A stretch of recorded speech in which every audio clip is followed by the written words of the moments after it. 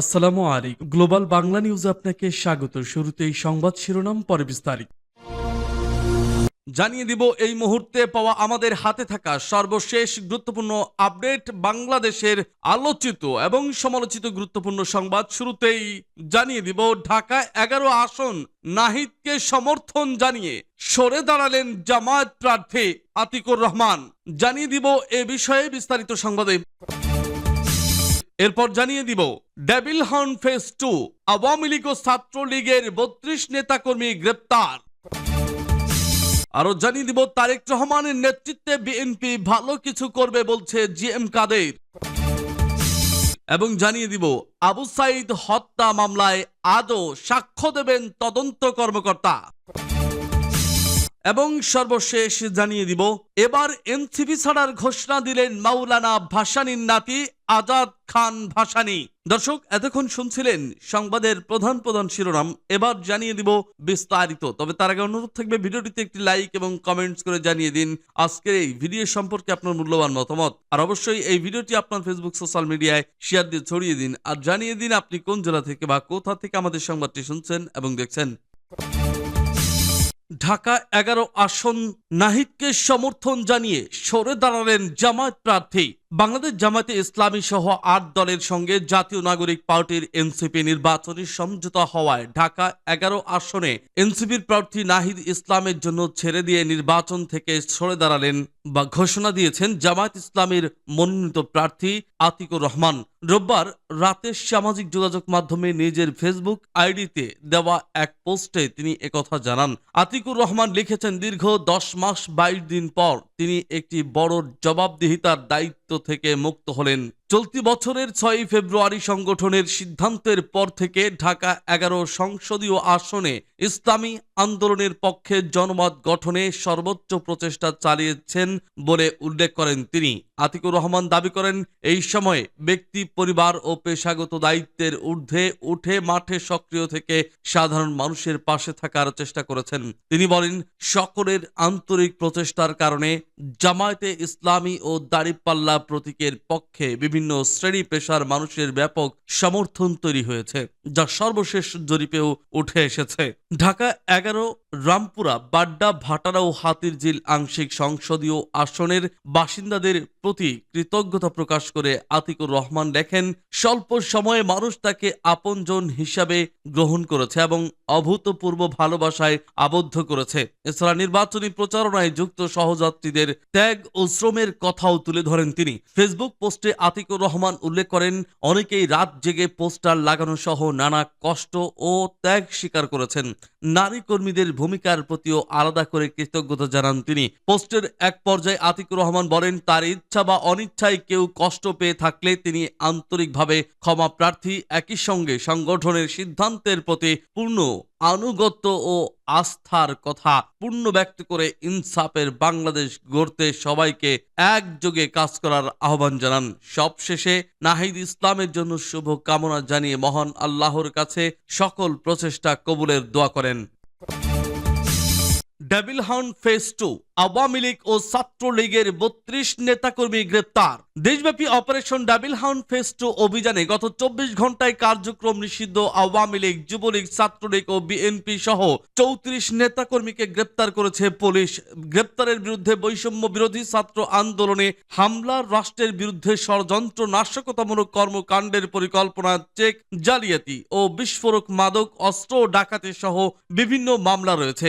Jugantor bureau ও প্রতিনিধিদের পাঠানো খবর, রংপুরের ডেভিল হর্ন ফেজ 2 অভিযানে 24 ঘন্টায় 10 আওয়ামী লীগ নেতাকর্মীকে গ্রেপ্তার করেছে পুলিশ। রংপুর জেলা ও মহানগর বিভিন্ন এলাকা থেকে তাদের গ্রেপ্তার করা হয়। গ্রেপ্তাররা হলেন আওয়ামী লীগ নেতা আব্দুর রাজ্জাক, ছাত্রলীগ নেতা আরিফুজ্জামান রাকিব, ইউনিয়ন যুবলীগ সভাপতি সোহাগ মিয়া, ওয়ার্ড আওয়ামী লীগ সভাপতি মাহবুবুর রহমান মুকুল, ওয়ার্ড ছাত্রলীগ সভাপতি রাজু মিয়া, কাউনিয়ার 5 নম্বর বালাপাড়া ইউনিয়নের ছাত্রলীগের যুগ্ম আহ্বায়ক নাজির হোসেন, হারাগাছা পৌর মৎস্যজীবী লীগের সভাপতি জাকিরুল হাসান সোহেল। 2 নম্বর ওয়ার্ড আওয়ামী লীগের সাংগঠনিক সম্পাদক ওয়াহিদুল ইসলাম, 33 নম্বর ওয়ার্ড আওয়ামী লীগের সদস্য সেকেন্দার আলী খান সোবা মেম্বার ও রংপুর মডেল কলেজ ছাত্রলীগের সাংগঠনিক সম্পাদক এহসান কবির ইমন ও ইউনিয়ন ছাত্রলীগ সভাপতি সাব্বির হোসেন সাগর, নালিতাবাড়িতে জেলা ছাত্রলীগের সহ সভাপতি আবিদ আল হাসান সৈকত ও উপজেলা যুবলীগের সাবেক প্রচার সম্পাদক জহিরুল ইসলাম ভট্টকে গ্রেপ্তার করেছে পুলিশ। মনপুরায় আওয়ামী লীগের সাংগঠনিক সম্পাদক মোস্তফা মেম্বার ও স্বেচ্ছাসেবক লীগের সম্পাদক বেলাল মেকারকে আটক করে পুলিশ। আগুয়েল ঝরায় বাগদা ইউনিয়ন আওয়ামী লীগের সহসভাপতি কামাল বখতিয়ারকে নিজ বাড়ি থেকে গ্রেপ্তার করা হয়। বাঘায় আড়ানি পৌরসভার 8 নম্বর ওয়ার্ড আওয়ামী লীগের মণ্ডলকে গ্রেপ্তার করা হয়েছে। জামালগঞ্জে উপজেলা শ্রমিক লীগের সাবেক আহ্বায়ক সাইম পাঠানকে গ্রেপ্তার করেছে পুলিশ। দাউদকান্দিতে নিষিদ্ধ ঘোষিত ওয়ার্ড ছাত্রলীগের সভাপতি ইয়াসিন মিয়াকে গ্রেপ্তার করে কারাগারে পাঠানো হয়েছে। ইয়াসিন দৌলতপুর ইউনিয়নের 6 নং ওয়ার্ড ছাত্রলীগের সভাপতি কালিয়াকৈর যুবলীগ নেতা সোহেলকে গ্রেপ্তার করেছে পুলিশ। 1 নং ওয়ার্ড যুবলীগের সাবেক সাংগঠনিক সম্পাদক ফুলপুরের বালিয়া ইউনিয়ন যুবলীগ নেতা আল আমিনকে কানাপাড়া গ্রামের নিজ বাড়ি থেকে গ্রেপ্তার করেছে পুলিশ। তারাকান্দায় কামারগাঁও ইউনিয়নের ওয়ার্ড যুবলীগ সভাপতি রফিকুল ইসলাম মণ্ডলকে গ্রেপ্তার করা হয়েছে। সুতরাং সাভারের যুবলীগ নেতা সোহেলকেও গ্রেপ্তার করেছে পুলিশ। তারেক রহমানের নেতৃত্বে বিএনপি ভালো কিছু করবে বলছে জিএম কাদের। বিএনপির ভারপ্রাপ্ত চেয়ারম্যান তারেক রহমানের নেতৃত্বে তার দল দেশে অনেক ভালো কিছু করতে পারবে বলে মন্তব্য করেছেন জাতীয় পার্টির চেয়ারম্যান জিএম কাদের। রোববার রংপুরে সাংবাদিকদের সঙ্গে কথা বলার সময় তিনি এ মন্তব্য করেন। জিএম কাদের বলেন, তারেক রহমানের স্বদেশ প্রত্যাবর্তন নিশ্চয়ই আমরা ভালোভাবে দেখছি। আমি তাকে স্বাগত জানিয়েছি।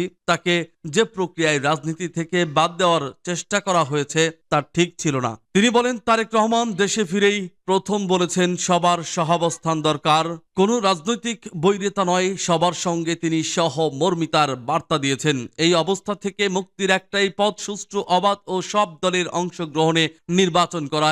এর মধ্য দিয়ে নির্বাচিত সরকারের হাতে ক্ষমতা হস্তান্তর করতে হবে। জোটবদ্ধ নির্বাচন প্রসঙ্গে জিএম কাদের বলেন, আমরা জোটে যাব কিনা সেগুলো নিয়ে এখনো ভাবিনি। হয়তো কোনো সমঝোতা হতে পারে, তবে কোনো জোটে যাওয়ার সম্ভাবনা নেই। এই সময় তার সঙ্গে ছিলেন দলের চেয়ারম্যান রংপুরের সাবেক মেয়র মোস্তাফিজুর রহমান মোস্তফা, কেন্দ্রীয় ভাইস চেয়ারম্যান আজমল হোসেন লেবু, প্রেসিডিয়াম সদস্য এস.এম. ইয়াসির, যুগ্ম মহাসচিব আব্দুর রাজ্জাক, কেন্দ্রীয় সাংগঠনিক সম্পাদক হাসানুজ্জামান নাজিম প্রমুখ। এর আগে বিকালে তিনি রংপুর পৌঁছান। এরপর তিনি মুন্সিপাড়া কবরস্থানে বাবা ও মায়ের ও পরে পল্লী নির্বাসনে দলের প্রতিষ্ঠাতা চেয়ারম্যান ও সাবেক রাষ্ট্রপতি হুসাইন মোহাম্মদ এরশাদের কবর জিয়ারত করেন। আবু সাইদ হত্যা মামলায় আজও সাক্ষ্য দেবেন তদন্ত কর্মকর্তা। 24 জুলাই গণ অভ্যুত্থানের প্রথম শহীদ এবং রংপুর বেগম রোকেয়া বিশ্ববিদ্যালয়ের শিক্ষার্থী আবু সাইদ হত্যার ঘটনায় দায়েরকৃত মানবতা বিরোধী অপরাধের মামলায় সোমবার তৃতীয় দিনের মতো সাক্ষ্য দিচ্ছেন তদন্ত কর্মকর্তা রুহুল আমিন। আন্তর্জাতিক অপরাধ ট্রাইব্যুনাল 2 এর চেয়ারম্যান বিচারপতি নজরুল ইসলাম চৌধুরীর নেতৃত্বাধীন 3 সদস্যের বিচারিক প্যানেলে এই সাক্ষ্য গ্রহণ কার্যক্রম চলছে। মামলার 25 নম্বর সাক্ষী হিসেবে জবানবন্দি দিতে গিয়ে তদন্ত কর্মকর্তা আজ অবশিষ্ট আসামিদের ব্যক্তিগত দায় ও ঘটনার বিস্তারিত বিবরণ তুলে ধরবেন। এর আগে গত 18 ডিসেম্বর তার সাক্ষ্য গ্রহণ শুরু হয় এবং গতকাল রবিবার পর্যন্ত তিনি মামলার 30 জন আসামির মধ্যে 16 জনের সুনির্দিষ্ট অপরাধ ও দায় নিয়ে ট্রাইব্যুনালে জবানবন্দি প্রদান করেছেন। তদন্ত কর্মকর্তা রুহুল আমিন তার জবানবন্দিতে তদন্ত চলাকালীন সংগৃহীত তথ্য, প্রমাণ, জব্দকৃত আলামত এবং ঘটনার পারিপার্শ্বিক বিষয়াদি বিস্তারিতভাবে উপস্থাপন করছেন।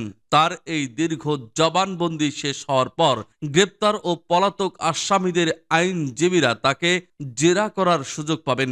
এর আগে 10 ডিসেম্বর জবানবন্দি দেন বিশেষ তদন্ত কর্মকর্তা ও প্রসিকিউটর তানভীর হাসান জোহা দেন।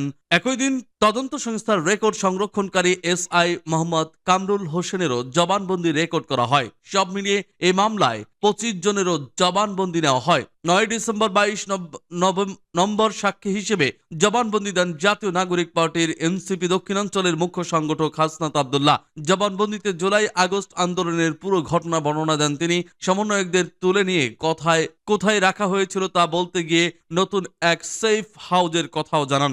এ মামলায় গ্রেপ্তার হয়েছেন 6 জন হলেন এসআই আমির হোসেন, বেগম রোকেয়া বিশ্ববিদ্যালয়ের বেরবি, সাবেক প্রক্টর শরীফুল ইসলাম কনস্টেবল, সুজন চন্দ্র রায়, ছাত্রলীগ নেতা ইমরান চৌধুরী, রাফিউল ইসলাম হাসান, রাসেল ও আনোয়ার পারভেজ।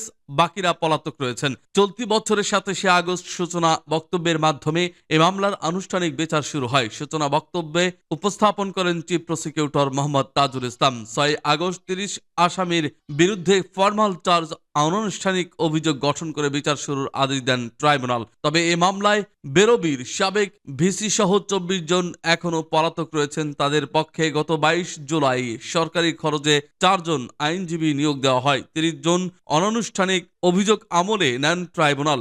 আর 24 জুন মামলার তদন্ত প্রতিবেদন জমা দেন তদন্ত সংস্থার কর্মকর্তারা। এই মামলায় মোট সাক্ষী 62 জন। এবার এনসিপি ছাড়ার ঘোষণা দিলেন মাওলানা ভাসানীর নাতি। জাতীয় নাগরিক পার্টি এনসিপি ছাড়ার ঘোষণা দিচ্ছেন একের পর এক নেতা। এবার সেই তালিকায় যুক্ত হলেন দলটির কৃষক উইং এর প্রধান সমন্বয়কারী ও মজলুম জননেতা মাওলানা আব্দুল হামিদ খান ভাসানীর নাতি আজাদ খান ভাসানী। রোববার রাতে নিজের ফেসবুক অ্যাকাউন্টে দেওয়া এক পোস্টে এনসিপির সঙ্গে সম্পর্কচ্ছেদের সিদ্ধান্ত জানান তিনি। ফেসবুক পোস্টে আজাদ খান ভাসানী বলেন, অনেক আশা ও স্বপ্ন নিয়ে জুলাই গণ অভ্যুত্থানে নেতৃত্ব দানকারী তরুণদের হাত ধরে গঠিত জাতীয় নাগরিক পার্টি এনসিপিতে আমি যুক্ত হয়েছিলাম। শুরু থেকেই জুলাই গণ অভ্যুত্থানকে মহান মুক্তিযুদ্ধের অসমাপ্ত লড়াইয়ের এক ধারাবাহিক অধ্যায় হিসেবে আশ্বস্ত করেছি। 54 বছরের পঞ্জীভূত বৈষম্য, শোষণ ও বঞ্চনার বিরুদ্ধে নতুন বাংলাদেশ বিনির্মাণের সংগ্রামে নিজেকে সম্পৃক্ত রাখাই ছিল আমার সেই পথ চলার প্রেরণা।